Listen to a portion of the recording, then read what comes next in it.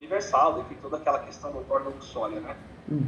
E acabou que aqui o entendimento é que você tem que comprovar a insuficiência da parte para o processo andar. No Estado, infelizmente, tem esse entendimento meio às avessas. Eu tentei pedir um diferimento de custos para o final do processo, mas foi indeferido. O que acontece? Muitos dos herdeiros não quiseram recolher custas, não quiseram fazer as comprovações de insuficiência e o juiz acabou engavetando. Entende? Entendi. O tempo está correndo. É um negócio que o tempo está correndo. E é um dos herdeiros que está no imóvel.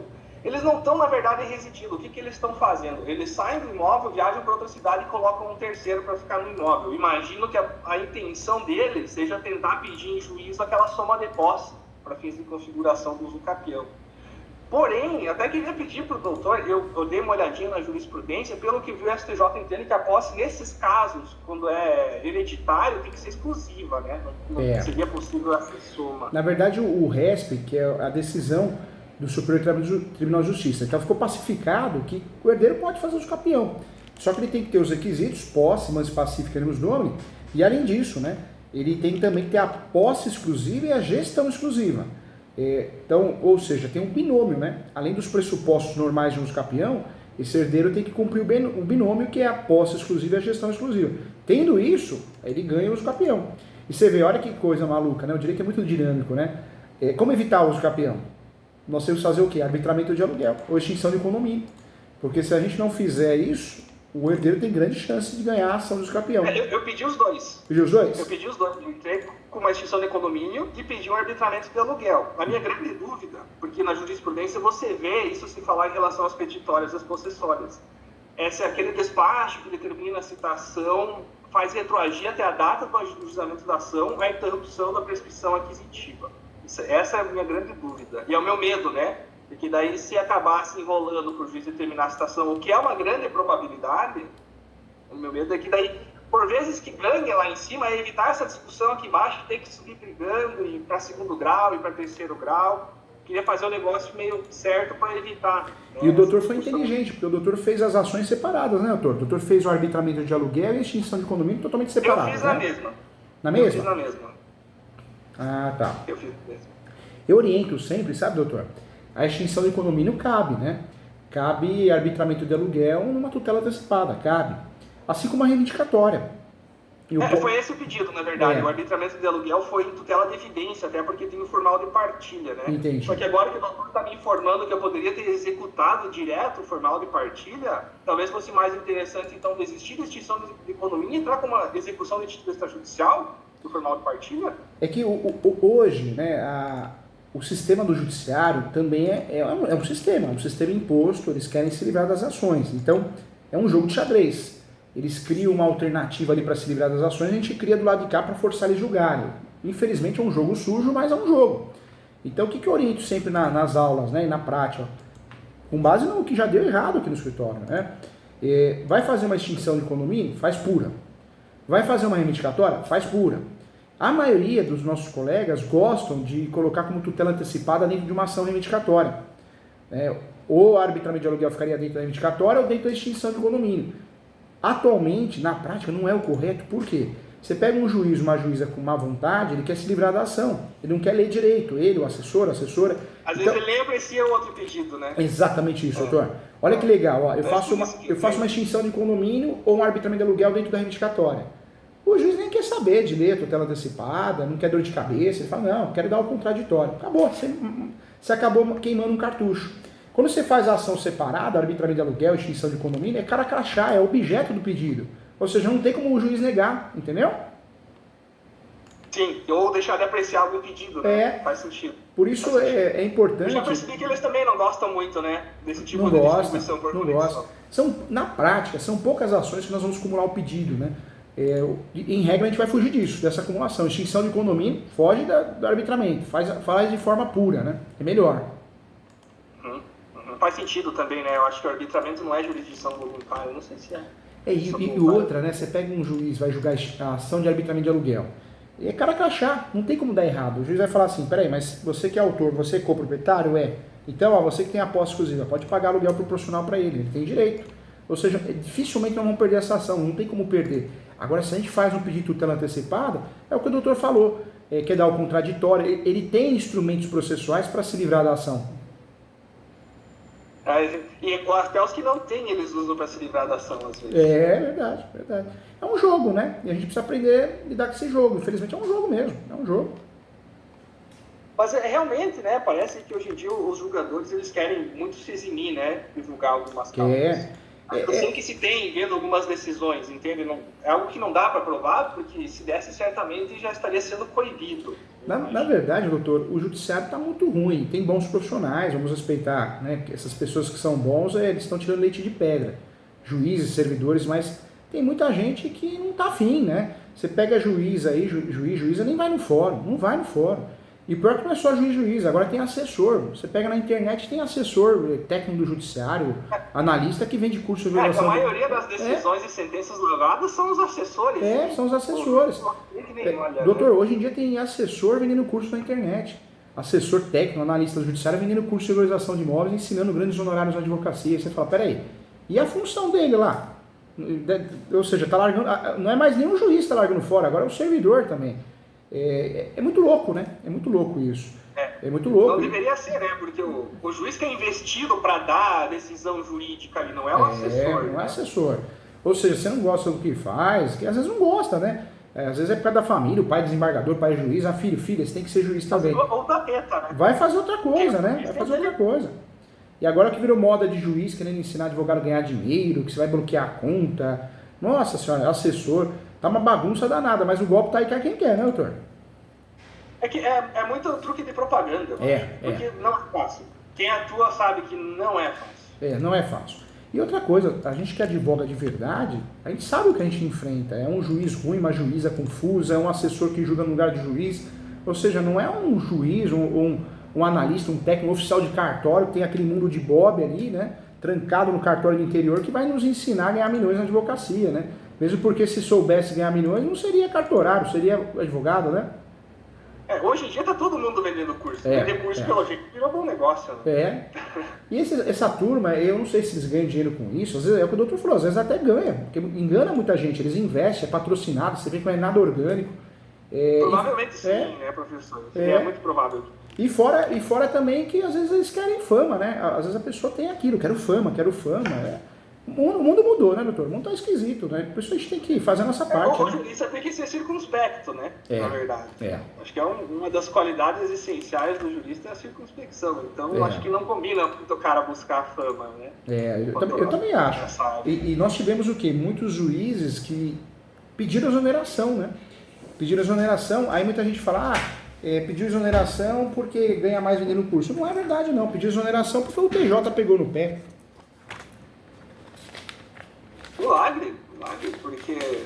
Digo isso porque se a gente vê tanto absurdo, e dificilmente as corregedorias pegam alguma coisa. Mas por isso, o nível do judiciário que nós temos, a estratégia, doutor, qual que é? Faz as ações separadas, faz a extinção de condomínio, arbitramento de aluguel, sempre de forma autônoma. A nossa chance... Eu sigo um princípio muito de simplificar o máximo possível a ação, que é aquele negócio, uma leitura a pessoa já entende o que está acontecendo, então eu concordo bastante com esse método. E o doutor fazendo isso, a gente consegue pré-questionar, consegue recorrer com mais facilidade. Agora, quando a gente acaba juntando muitos pedidos parecidos na ação, o juiz acaba não decidindo nada, né? Ele não decide a ação foco e acaba não decidindo as questões preliminares, ou seja, vira uma bagunça, né? Professor, antes que eu esqueça, uma interpelação judicial teria o condão de interromper a prescrição aquisitiva? Interrompe. Na verdade, hoje o entendimento inclusive tem uma portaria do Conselho Nacional de Justiça, hoje qualquer movimentação processual, ela interrompe a prescrição aquisitiva. Tá. Não para efeitos de usucapião, mas para efeitos de prescrição intercorrente. Não, mas para usucapião não. Para efeitos de usucapião, na realidade. Interpelação judicial para efeitos de usucapião interromperia? Não. Na verdade, hoje o usucapião só vai ser prejudicado quando nós temos o quê?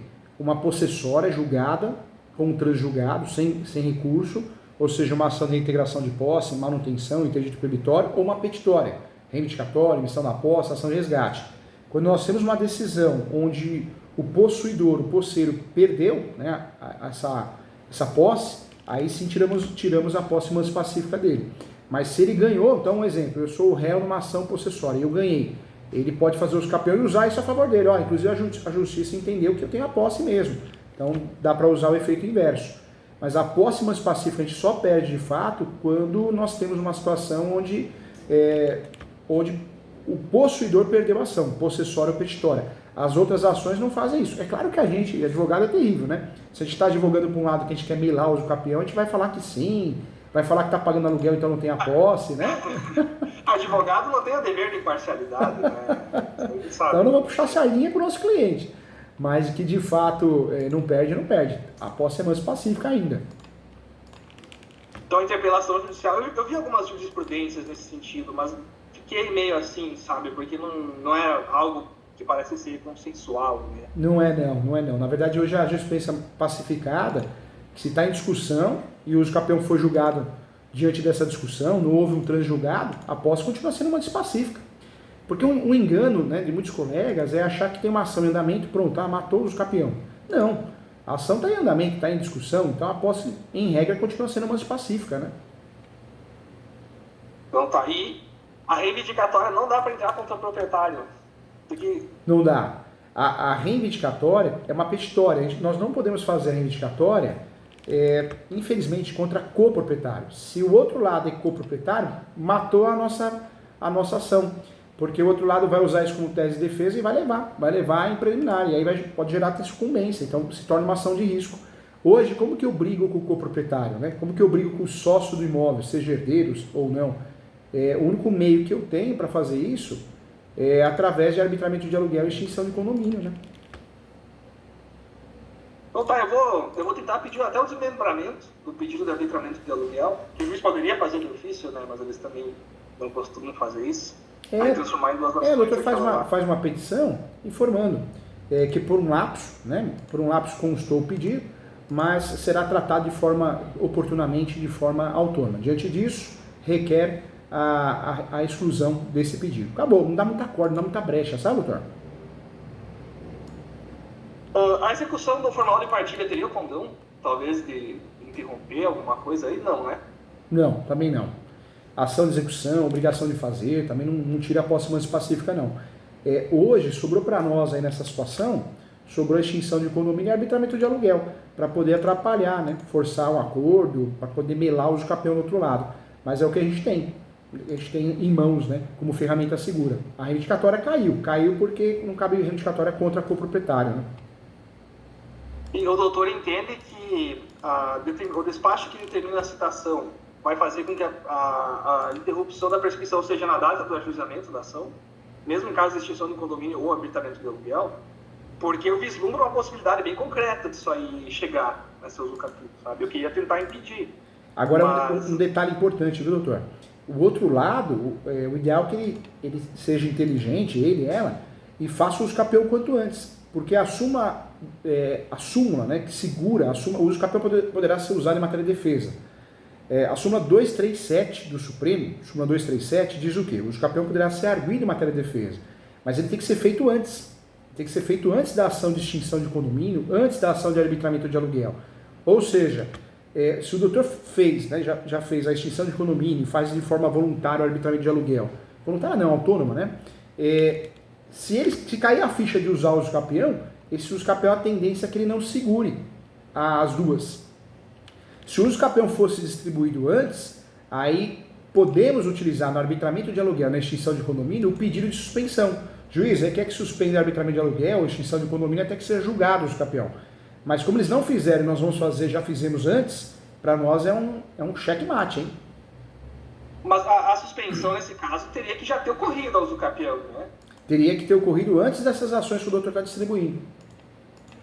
Perfeito. Não, então, porque o doutor está do lado, pelo que entendi, o doutor está do lado do herdeiro que não tem a posse, né? Que quer evitar o uso capião, né? Exatamente. Que quer evitar o uso capião. O herdeiro quer vender a casa, nem que seja para esse que está com a posse, mas ele quer ter o que é dele por direito, né? Ele não quer perder esse imóvel assim, sem mais nem menos.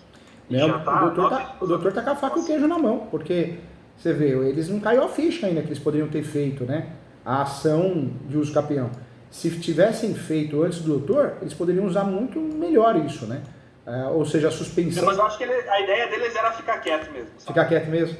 Eles eram a favor da extinção de condomínio, até o momento que a gente for entrar com a ação. Daí eles se posicionaram um pouco. Ah, tá. Então aqui a gente já meio que abstraiu a intenção deles, né? E o doutor, nessas ações, na arbitramento de aluguel, acho que não faria.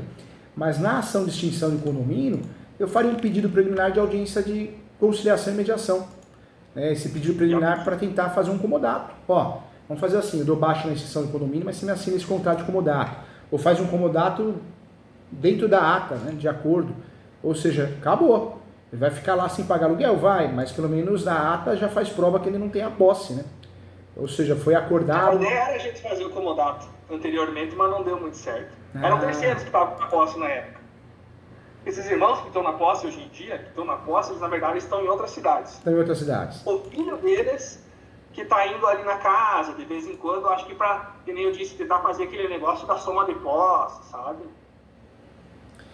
Na verdade, essa audiência, talvez caindo a ficha, né, do irmão que tem a posse exclusiva, que tem uma extinção de condomínio, tem um arbitramento de aluguel, ele sendo citado nas duas e essa audiência acontecer após isso, talvez ele não, quero fazer um acordo então, vamos fazer um comodato dentro da ata aqui, 12 meses, me dá 22 anos, mas pelo menos fica ali que é um comodato, ou seja, matou o usucapião. Se a intenção é matar o usucapião, resolveu o problema.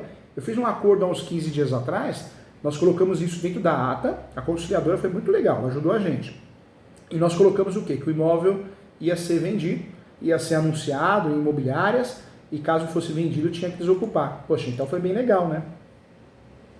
Eu acho que o caminho vai ser esse aí. Eu já conversei com os demais irmãos, eles não se opunham a anunciar em imobiliárias. Só que sem uma sentença de extinção de condomínios, as imobiliárias geralmente se recusam, né? Se recusam. Fazer esse produto aí. Se recusam. Não sei qual é a diferença do professor, eu já tentei, né? Só para conseguir, por exemplo, uma proposta de um terceiro interessado, mas elas meio que caem fora do cara. Fala, se não tiver uma sentença aí... Cai fora, né? Formar partida, tá? Eu cheguei a tentar, mas... Na verdade, vender com litígio acaba queimando, né? Acaba ficando difícil, né? A verdade é essa, né? Mas como... A ideia, na verdade, era só pegar uma proposta de um terceiro interessado, aí chegar nem que fosse no meio do processo. Ó, tá aqui do terceiro interessado oferecendo tanto. Alguém quer oferecer tanto por tanto, ou quer deixar assim, né? Às vezes facilita e acelera o processo, né? Imagino.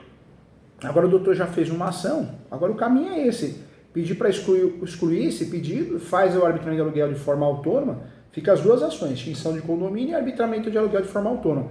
Ou seja, antes do usucapião, perfeito, evitou o usucapião. Na verdade, ele pode até distribuir, e não seria surpresa não fazer, né? Só que se o usucapião está bem comprometido, né? Porque não vai segurar o arbitramento de aluguel e muito menos a extinção de condomínio, ou seja, o doutor está com a faca e o queijo na mão. Então, beleza. A minha grande preocupação era que desse o prazo e, né, desse aquele negócio, usucapio, porque não houve citação válida naquele processo ainda. Que nem eu disse, infelizmente é um processo que caiu numa vara bem lenta e que o juiz, quando aquele ali resolve engavetar, sabe? É complicado. É complicado, é o sistema. Agora, doutor, em relação à cobrança, hoje uma ação de extinção de condomínio é cobrado o valor em média de 10 mil reais, 10 a 20 mil, depende do valor do imóvel, né? É a média, se o imóvel for muito superior, área rural, fazenda, aí já o valor é maior. Mas é o valor que é cobrado, de 10 a 20 mil, porque são ações complexas, né? Mas são ações complexas, mas a nossa chance de sucesso é enorme, porque cara crachá, não tem jeito, está pacificado. Se um herdeiro quer vender, um coproprietário quer vender, os outros não querem, sejam 15 pessoas, 20, vai prevalecer a venda, Por quê? Porque a extinção de condomínio, antes de chegar à ação pública, vai ocorrer o quê? Seja sócio, seja ex-marido, ex-mulher, vai ocorrer o direito de preferência. Então, você não quer que venda? Então, compra a parte dele aqui, ó, né? Dele, dela. É isso que o judiciário faz na prática. Ele fala, ele impõe, você não quer que venda? Então, faz a sua proposta, exerce o direito de preferência.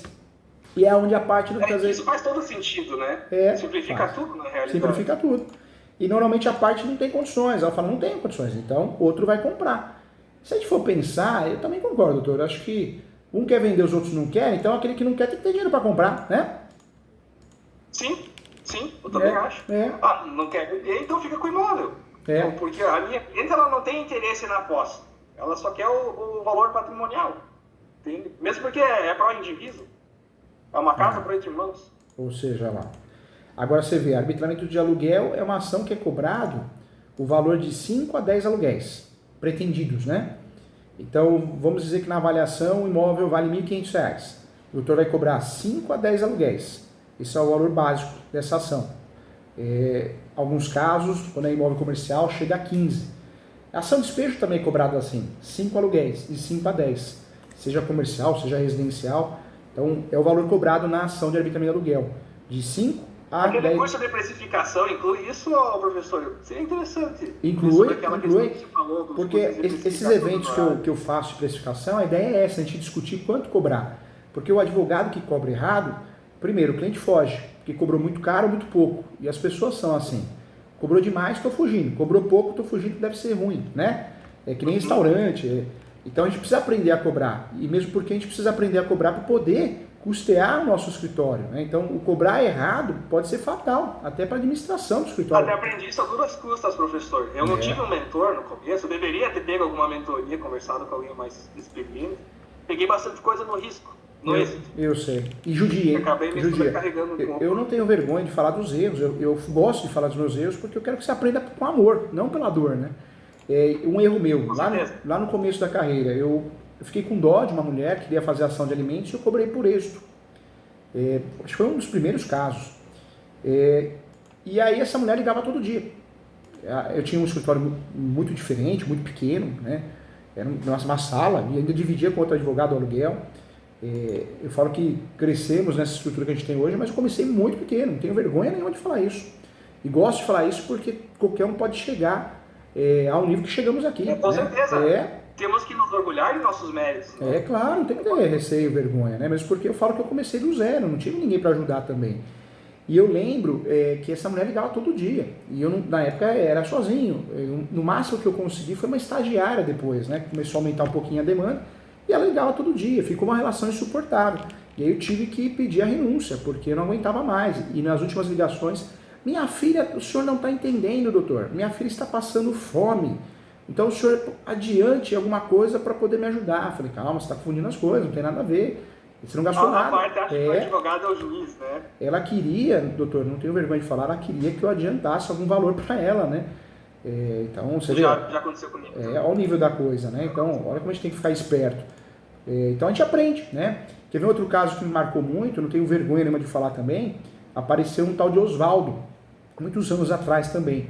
Apareceu indicação, não cobrava consulta no início de carreira, e aí ele falou assim, olha, minha irmã faleceu, não tem herdeiros, eu sou o único herdeiro dela, irmão, e ela só guardava dinheiro, e ela me falava que ela tinha pelo menos 1 milhão na conta. Eu falei, mas 1 milhão? Mas sua irmã ganhava quanto? Ela ganhava um salário de 2 mil. Eu falei, mas não sei, acho que não deve ser a realidade. Ah, doutor, no mínimo uns 300 mil tem. Foi caindo. Aí eu fiz a ação também por êxito.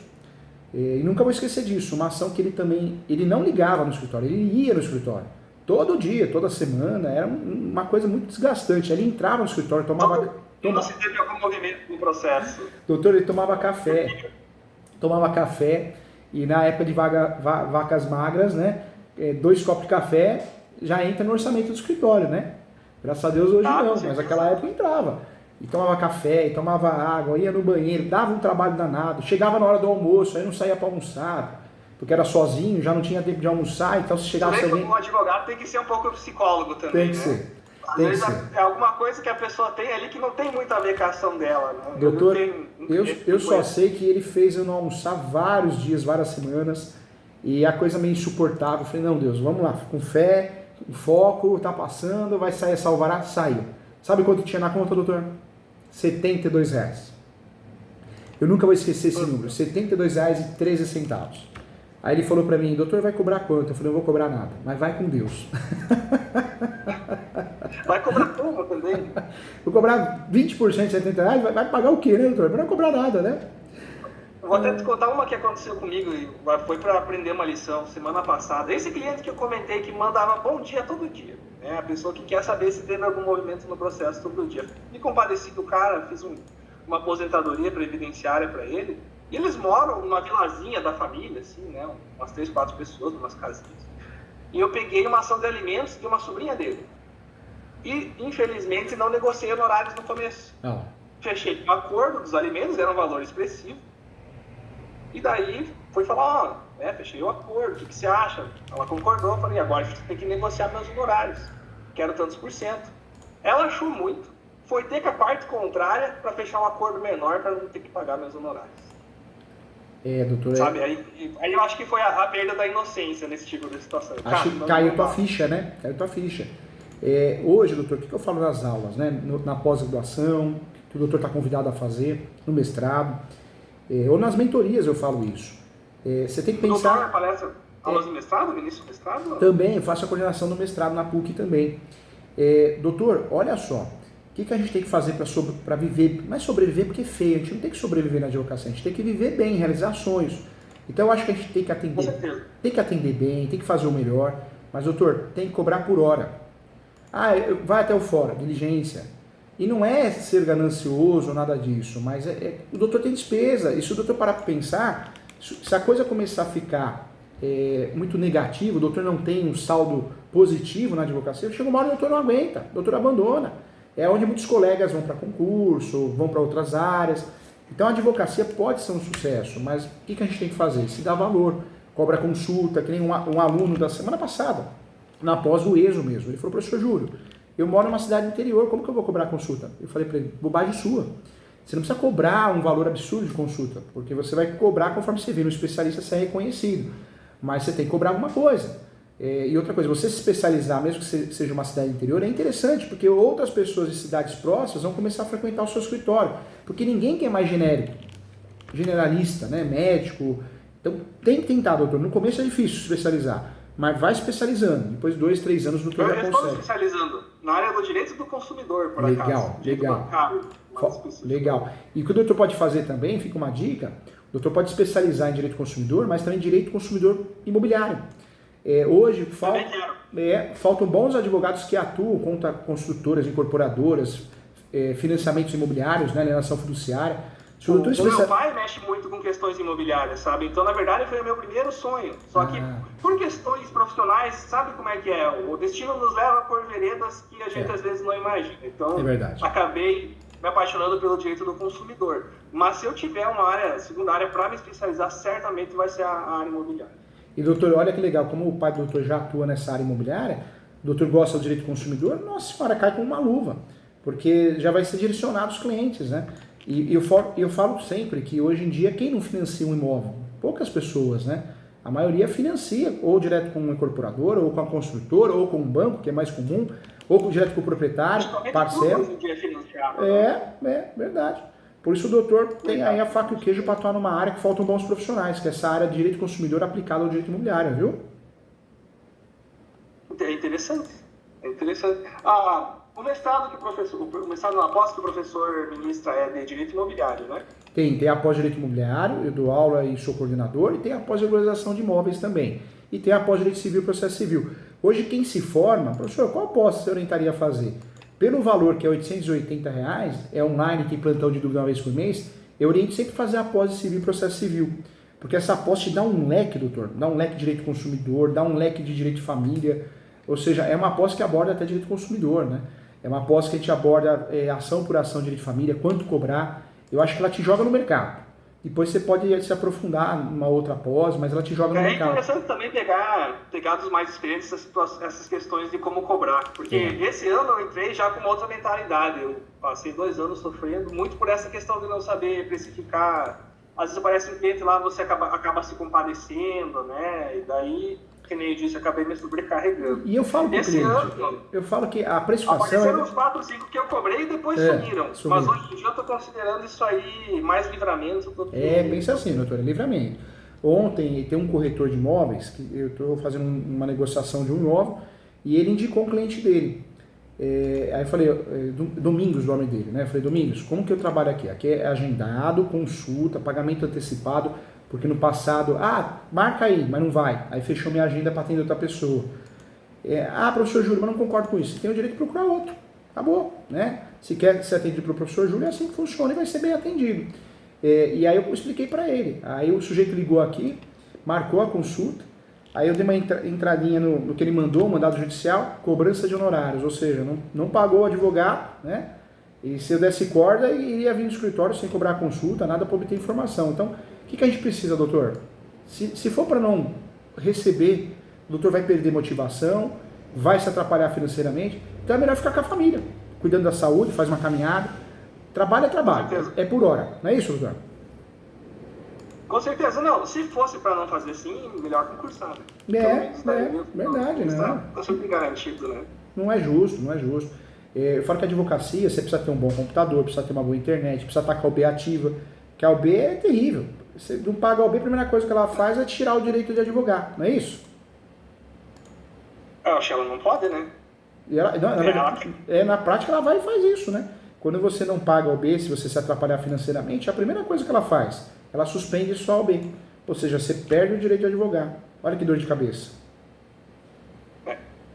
Mas o STF já decidiu que não pode, né, professor? Apesar de que, infelizmente, né, eles muitas vezes não respeitam esse tipo Não de respeitam. coisa. A OAB, assim como o Poder Judiciário, ou às vezes alguns juízes, ela faz leis próprias, né, doutor? É difícil, né? É difícil. Isso é triste, né? Isso gera uma insegurança jurídica gigantesca. E eu fiz e ainda faço parte de várias comissões, mas eu falo isso dentro da OAB com muita sinceridade, não para ofender ninguém. Mas hoje um órgão que eu acho que não tem mais credibilidade no Brasil é a OAB. No passado, você falava assim, faço parte da Comissão de Direito Imobiliário. O cliente, uau. Hoje não, eu falei, deixa eu ir para outro, porque isso aí é político, isso aí não advoga de verdade. Eu acho que... Infelizmente eu compartilho dessa mesma visão do professor. Eu acho que a OAB hoje em dia só serve para cobrar a unidade dos advogados. Eu acho que a OAB ela cria mais descrédito na sociedade, a pessoa vai vincular você a um político, a uma pessoa enrolada, do que propriamente uma pessoa de sucesso, de renome. O nível ficou muito feio perante os advogados, né, e perante a sociedade mesmo. Eu mesmo já tive experiência de violação de prerrogativas, eu fui barrado no INSS uma vez, sabe? E o comportamento da OAB foi basicamente deixa disso. Evidentemente porque a presidente da subseção é amiga do coordenador do INSS no local, entende? Então, assim, daí abre o precedente e o negócio meio que degringola. E eu dei uma chance, sabe? Eu ouvia muito falar dos mais antigos sobre a atual situação da OAB. Passou aquele tipo que gosta de dar o contraditório, sabe? Mas aquilo ali me decepcionou muito. Não, é difícil. Aquilo que nós aprendemos, né, na faculdade, para o curso da OAB, eu dou aula de ética, é lindo na teoria, né? O advogado vai ser defendido. Na prática, você liga no setor de prerrogativas, ninguém, para começar, nem te atende. Se atender, eu mandei um e-mail, isso que eu tenho uma amizade hoje que é professora de penal, né, de direito penal, a Patrícia, tem uma amizade, mas não tem nada a ver, né? Não vou pedir para ela, porque mas tivemos um caso aqui, doutor, que o juiz cobrou honorários do escritório, né? Cobrou honorários dos sucumbentes. Aí fiz um embargo, falando, não, excelência está muito enganado, né? O advogado não pode pagar sucumbência. Já temos uma profissão de risco de vida. Se a gente assumir o risco agora financeiro, ou seja, não ganha nada e tem que pagar sucumbência porque perdeu a ação, acabou a advocacia, né? Ninguém mais vai querer ser advogado. E mesmo assim ele manteve a decisão. Você vê um nível porco do judiciário. Aí fiz o contato com a OAB, prerrogativas, mandei e-mail, mandei outro e-mail, liguei, ninguém tinha lido ou mandado para o departamento. Isso que eu faço parte de algumas comissões lá dentro, hein? Ou seja, descrédito total. E parece que está nascendo uma sanha arrecadatória no Poder Judiciário, né? Doutor, só sei que, graças a Deus, né, em recurso, eu consegui reverter a situação, foi gerada nulidade, o Tribunal de Justiça deixou bem claro que o advogado não paga sucumbência, quem paga é o cliente, graças a Deus, pela sucumbência alta. Uma decisão que nem deveria existir, né? Um cliente bem problemático, nós ganhamos a ação, reintegração de posse, fez acordo e mesmo assim não estava feliz. Quando você pega o cliente errado, você pode ganhar, viu, doutor? Ele não vai estar contente, ele vai estar reclamando, porque nada para ele está bom, né? E pior que não era nem os clientes, era um terceirinho, era um arquiteto que representava as duas irmãs, um cara chato, desequilibrado, mandava e-mail toda semana com um relatório, o cara é insuportável, doutor. Olha, eu tenho muita paciência. Era o terceiro que estava me incomodando? Era um terceirinho. Eu aprendi que na advocacia, o terceirinho, como ele pentelha, hein? Hoje, eu vou ser sincero, doutor, fica a dica também. Ele não era parte. Eu conversando com a Ana aqui, que é a gerente do escritório, sabe quem mais não paga o advogado? Os próprios colegas advogados. Eu fiz um levantamento no escritório, a inadimplência nossa hoje, quem que não paga, não nos paga, né? São colegas advogados, formados, têm OAB ou estão fazendo direito, são bacharéis, são os mais enrolados. São os que normalmente viram ação de execução, que eu peço renúncia por falta de pagamento. O que dá problema na advocacia... Por exemplo, você diz nessas consultas, por exemplo? Não, nessas consultas a gente ganha amigos, né? Advogados, mentorias, então eu resolvo, eu corrijo a peça, é muito sucesso.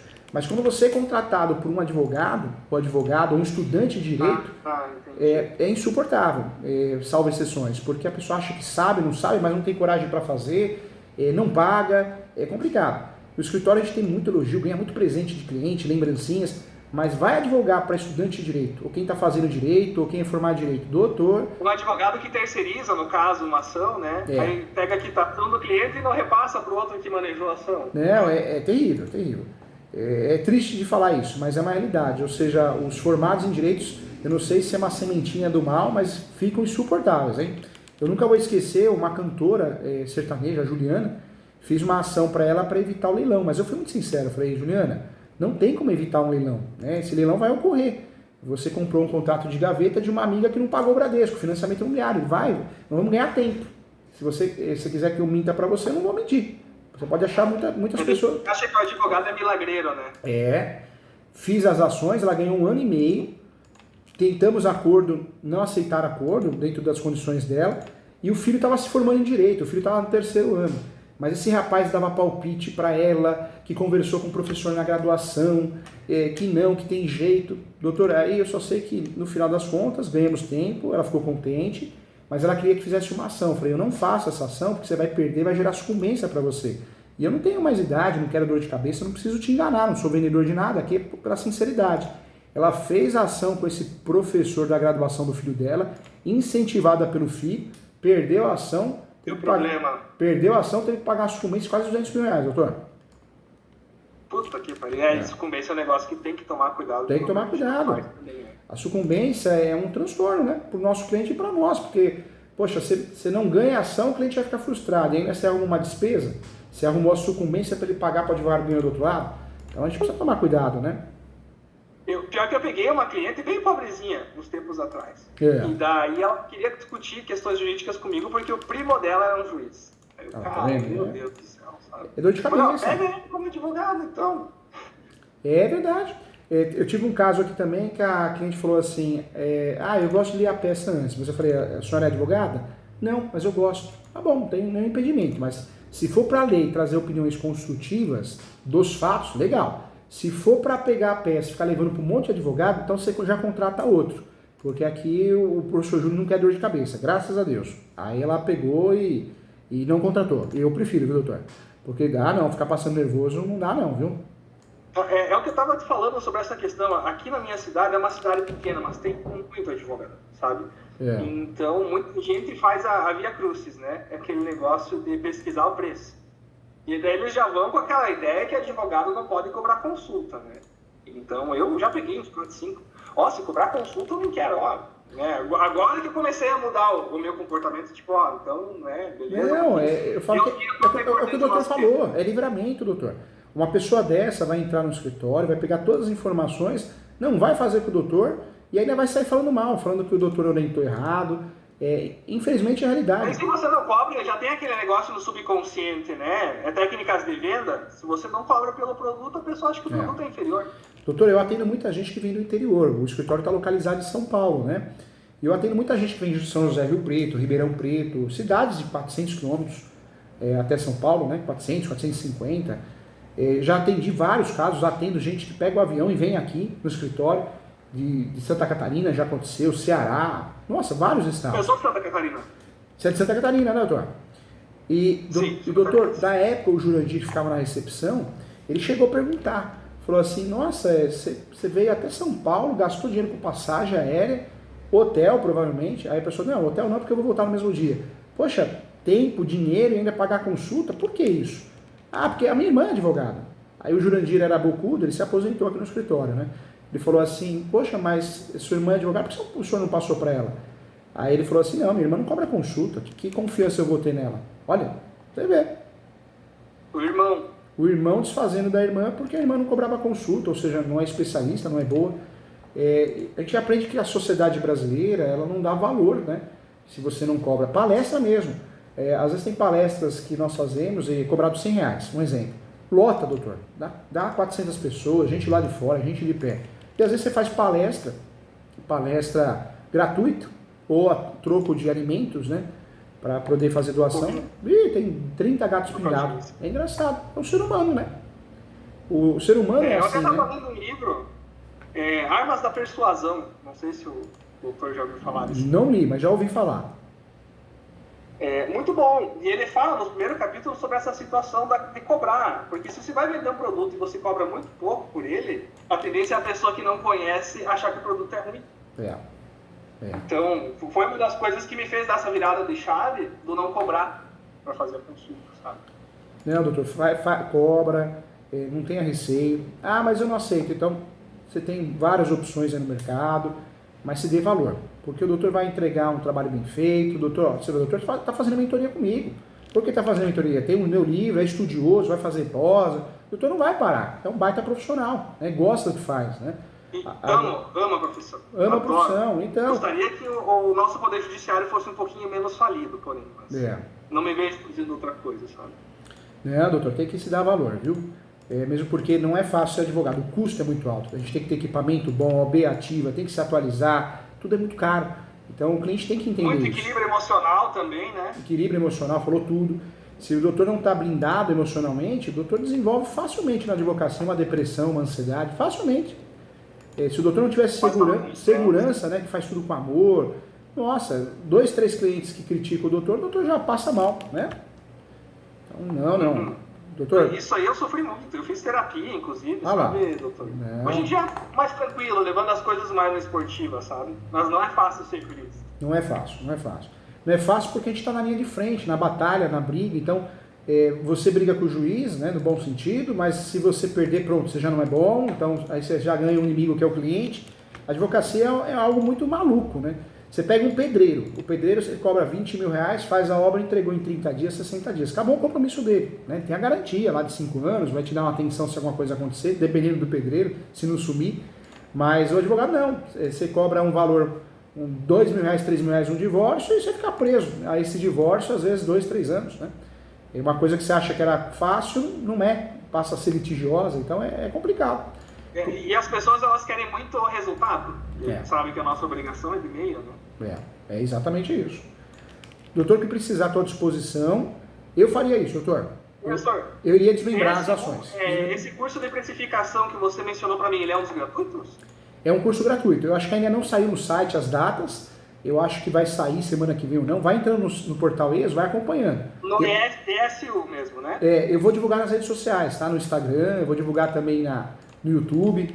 É o curso de precificação para todos os tipos de atuação de advogado. Então é bem legal, o doutor vai gostar bastante. Beleza, então. Professor, muito obrigado pelo seu tempo.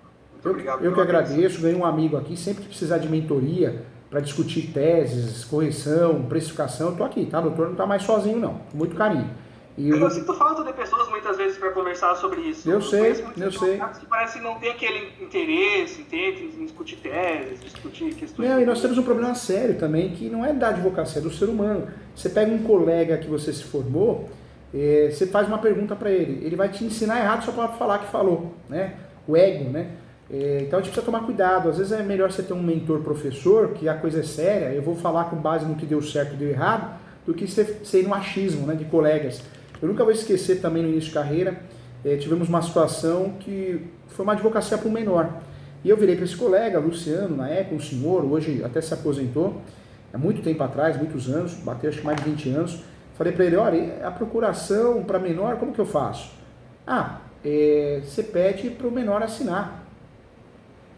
Será? O menor assinar isso? E não era, né? É como é hoje. O menor, ele vai ser assistido ou representado. Então, dependendo da idade, a mãe vai assinar por ele, né? A mãe, o pai, ou vai ser representado. Ele assina e a mãe e o pai também. E na procuração, vai o menor assistido ou representado. Então, o que eu guardei disso, né? Eu não sei se foi por ego, alguma coisa, mas ele me explicou totalmente errado, né? Então, eu fui fazer segundo as orientações dele e a juíza pediu para emendar as 2, 3 vezes. E aí, o que eu aprendi com isso? Às vezes é melhor um mentor que seja um processualista, alguém que atue na área, do que a gente ficar perguntando para colega, porque se dá muito mal, né? A gente se dá muito mal porque... E a nossa ciência não é exata, né? Não é exata, vai no achismo, né? É muito da prática.